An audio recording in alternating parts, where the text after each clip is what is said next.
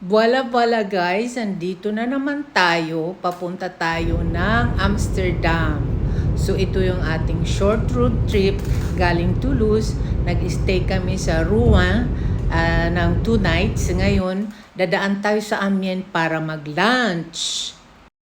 The cathedral was built almost entirely between 1220 and 1270. Yan. A remarkably short period of time for a Gothic cathedral, giving it an unusual unity of style.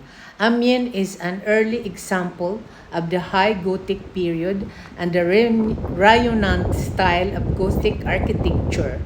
The Rayonnant appeared in the Triforium and Clerestory, which were began in 1236, and in the enlarged high windows of the choir added in the mid-1250s.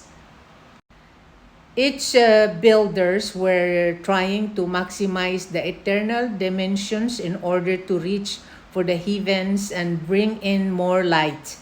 As a result, Amiens Cathedral is the largest by volume in France, 200,000 cubic meters, more than double the volume of Notre Dame of Paris. The cathedral has been listed as a UNESCO World Heritage Site since 1981, although it has lost much of its original stained glass.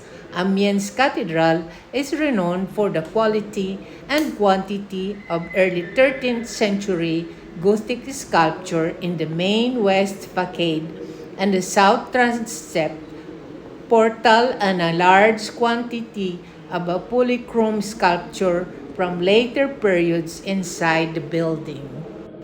According to the local tradition, Christianity was brought to Amiens in the 3rd century AD after death by 2 Christian martyrs known as Firmin the Martyr and Firmin the Confessor. Saint Martha was baptized in Amiens in 334.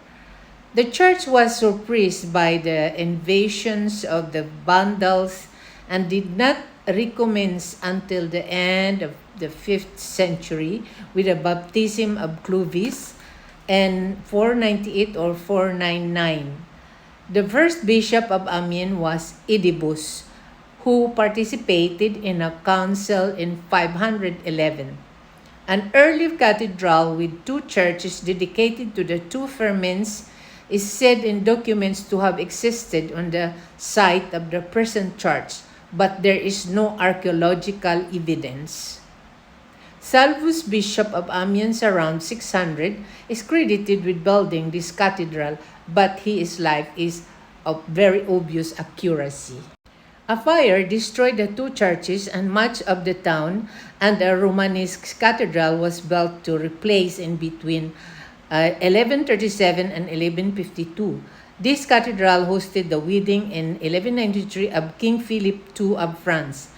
In 1206, Amiens received a celebrated relic, the reputed head of John the Baptist, purchased in Constantinople.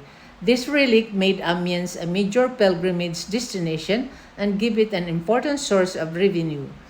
The reliquary was destroyed during the French Revolution, but recreation made in 1876 by a Paris jeweler using some of the original rock crystal is displayed today in the cathedral treasury.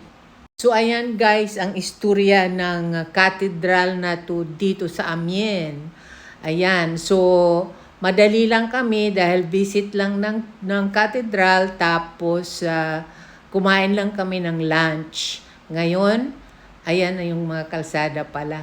Ngayon, nag-ready na kami, papunta na kami ng Ghent, Belgium. So, abangan nyo guys yung ating susunod na stopover sa Ghent, Belgium. Thank you for watching guys. See you on my next video. Ciao, ciao!